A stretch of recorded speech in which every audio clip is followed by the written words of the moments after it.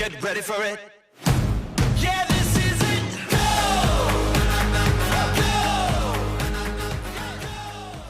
Go! Morning everyone, coming to you from Inverloch on Easter Monday, and I'm super excited to have James Mercer with me here this morning. Welcome, James. Thank you, it's good to be here.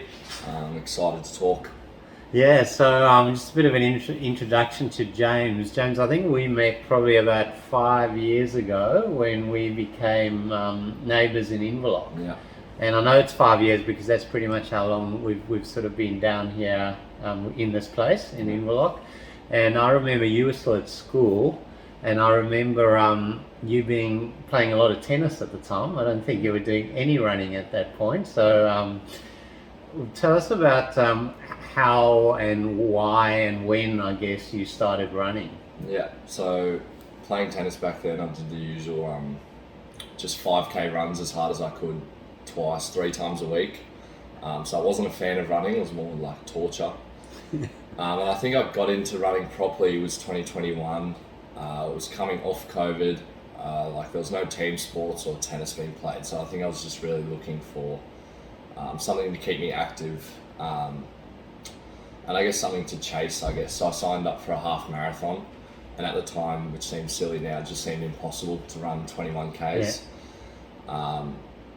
And then that got cancelled, and then I know you were running the half marathon at Melbourne, and I thought I'm going to one-up him, try the marathon, and that seemed even crazier, but yeah, here we are. It was about 10 weeks of training before that, and yeah, that went really well. Yeah, I remember that well. I was going for I think my half marathon PB, and you came in with I think you beat my marathon PB for your very first marathon, James. So I think you're a natural. And then you followed that up. I know the year, or I don't know whether you had a bit of a break, but your second Melbourne marathon, that was a really good run for you. Yeah. No, that was perfect. I just got under 3 hours, which is my big goal. Yeah, so no, it's and then since then your goals have moved on to become much bigger goals. So you're running Comrades. So I know we've talked and spent a lot of time talking about that. But why Comrades for you, James? I think there'd be a few reasons. I think it's most importantly an opportunity to see my family. My grandpa's getting a bit older, so it's a great opportunity to go over there. He's done the Comrades multiple times, and he'll tell you about it very quickly. And I think also my cousins are doing it, you're doing it. Like, it's a pretty rare opportunity to be doing it with so many people, so I thought, why not? Yeah. I think I was going to do it eventually, definitely. With my parents being South African, I'm sure it would have come around eventually, so I thought, why not now? And I think it's just that it does seem, even now we're 2 months away or a bit more, but it still seems like impossible. So it's still like a big challenge, a goal to chase. Yeah. So, yeah. Oh, absolutely. And I mean, I know Kev and I spend a lot of time talking about the why, and I mean, there's some similarities there. You've got the family connection. In fact, I know you have some pretty close sort of connection down to that particular part of the world as well, don't you, in terms of where your family lives down there? Yeah, both in Durban and Pietermaritzburg area. Yeah. And James, I know you've actually spent some time when you were at school down there as well, which I guess is another connection. Tell us a bit about that. So I went to Maritzburg College for about 6 months when I was year 10, so I was at 2017, I think. That was definitely an experience. It was quite scary. Even towards the end, I wasn't quite used to it. All boys school, extremely strict, and it's so hierarchical there. I was year 10 there, so I was year 9 when I went there. So I was sort of near the bottom, and it's just so different to Australian schools they've got, which is in a good way as well, because they got so much respect for everyone older than them, their teachers, so much camaraderie. So I definitely learned a lot from it, but it's still use a lot of the things I learned from that today, but it was definitely a very scary experience. Yeah. Well, and you were in boarding school there, weren't you? Yeah. So no. Oh, and there's some fantastic schools down there, and as James said, I was at Pretoria Boys High, but I remember playing sport against all those Natal schools. So really good schools. It would have been a great experience, I'm No, sure. it was. Yeah. No, it was. Yeah. And tell us a little bit, James. I know we spent a lot of time talking about Comrades training programs and how we're going. You're on a slightly different path, unsurprisingly, to Kev and I. I think you're targeting something a bit quicker. But tell us about what training program you're on and how your training's going.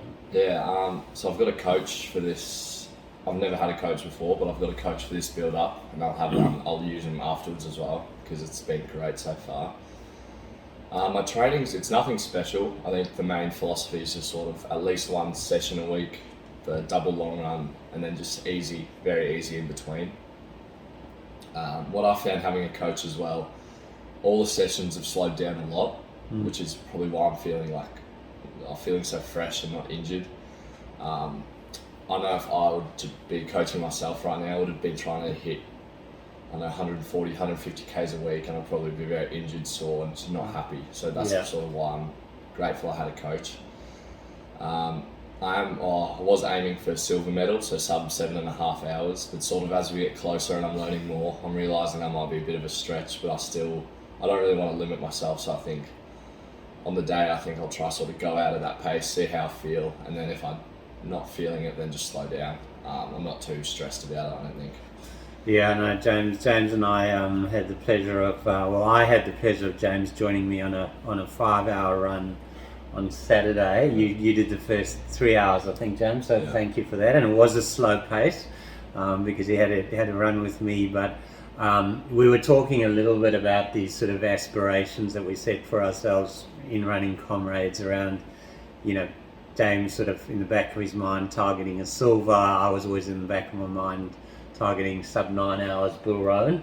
But I think what we both sort of came to the conclusion on that run, James, was, as you say, you probably, rather than put yourself under so much pressure, given it's a completely new thing to both of us running for that length of time, you probably just got to see how you feel on the day, not destroy the experience by trying to, get a medal that's going to be really stressful. Yeah, no, I definitely just want to enjoy it, and I already feel like I'll do more in the future. So it'll just be hopefully a fun day.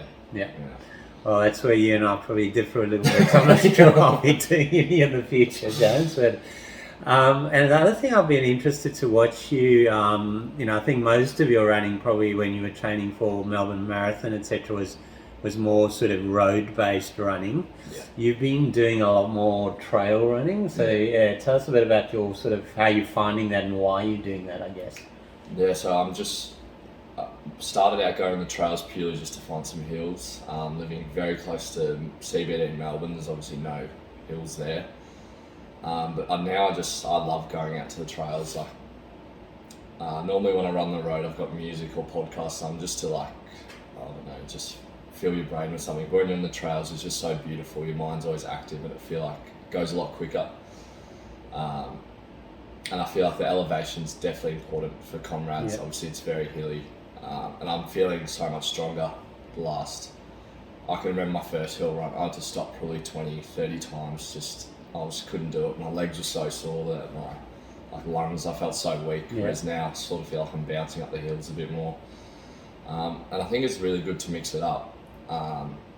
We had a long run on the asphalt. My knees felt so banged up from that. Yeah. The trails, you don't really get that. Yeah, I agree with that mixing up. As you know, I'm not a massive hill fan, and we've done a few hills together, James, where I've struggled. But I reckon it's great Comrades training. Yeah. And just being out there, I mean, they're normally such lovely courses, particularly around Inverloch. Yeah. So, I think those are going to stand you in pretty good stead for Comrades, actually. Yeah, I hope so. And I think even in the future programs, I may not need hills. I think I'll still go out there just for enjoyment. I love it, Yeah, no, absolutely. And I know, James, you also spend a lot of time finding the latest shoes, and there's a whole world around shopping, around running, I know that you love as well. Yeah. So, I mean, we could probably spend hours and hours, but just tell us a little bit about the shoes and what shoe you've settled on for Comrades and why. Yeah, it'll probably be the strongest part of my running, I reckon, buying shoes. So for Comrades, I'm using the New Balance Fuel Cell RC Elite 2. So it's the older model of the Fuel Cell. So it's carbon plated, but it doesn't feel too, I would say, aggressive. So I feel like most carbon plated shoes really put you on your toes, and you feel like if you don't run fast, it's really clunky. Especially when you get fatigued, like you lose your form a bit, then they start really feeling they don't feel nice to run in. Yeah. Whereas I feel like the New Balance the foam's really squishy, and they don't change your running gait too much, so it feels quite natural. So I feel like I'm getting the best of both worlds with that carbon plate and that sort of natural feeling of running, so that's why I've gone for that one. Yeah. Yeah, no, well, you've certainly researched and tried a lot, so I'm sure you've landed on the right thing. I actually know that shoe, as you know, James. Yeah. I've run in it as well, and I love it. Yeah. For faster running, it's a great shoe. I think for me, I've actually decided against it for Comrades, just because I think I'm going to be probably a bit slower. Yeah. And as you say, when you get fatigued, it's not ideal. I've gone for more cushioning and comfort. But it's a great shoe. So. I had the pink one, and then I had the blue one. Which one are you going with for Comrades? I think they've got different designs now. I've got a special edition. Yeah, okay.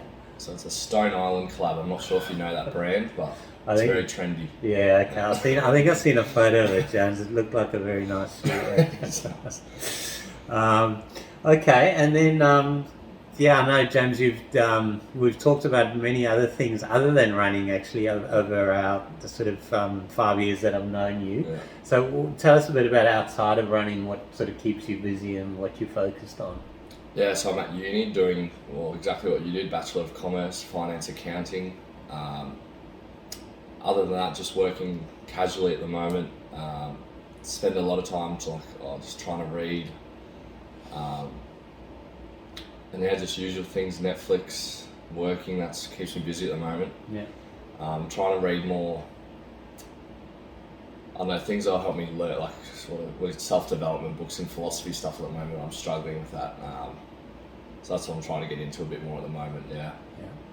Yeah, no, it sounds fascinating. I think, as you said, I mean, there are a couple of parallels between, I played tennis in my early career, when I was at school, etc. And then I only found running a lot later in life. So I think you've got a much bigger sort of running career ahead of you. But we both ended up going down that sort of chartered accounting path. And I know you have a love of sort of finance and investment as well. Yeah, I do really like so I think there are a few parallels that I've really enjoyed sort of sharing with you over the last few years, James.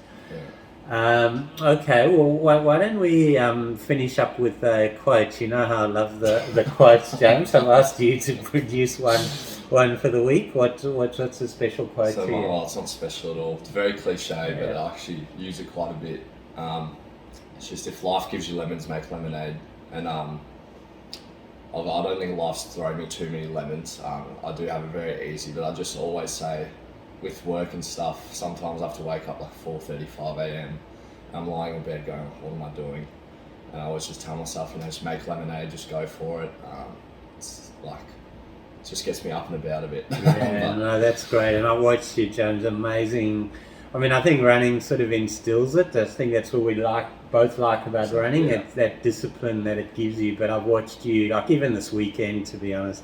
James has been working long hours in the pub down the road, and then turn up at 5:20 the other morning for our long run. So amazing discipline, James. It's really good and impressive to watch. And maybe I'll just share a small anecdote.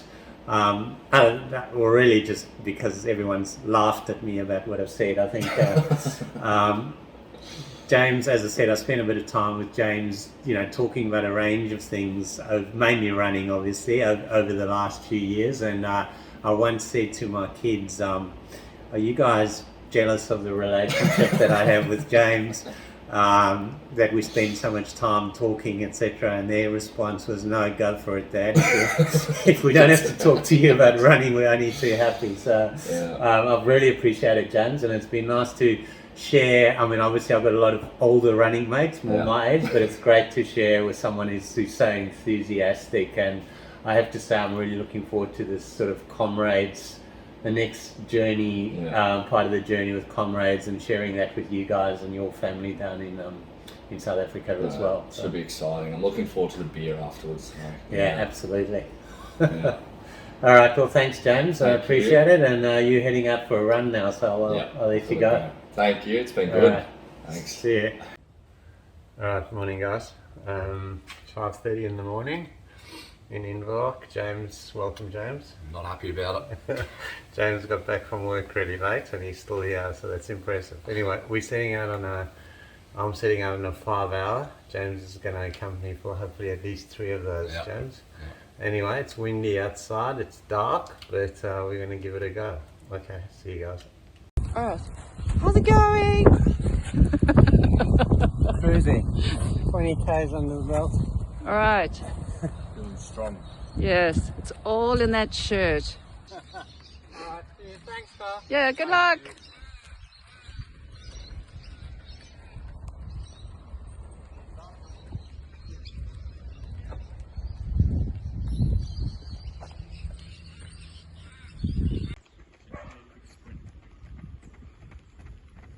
We're coming under time. Smashing it. Oh, should we get under the cover here?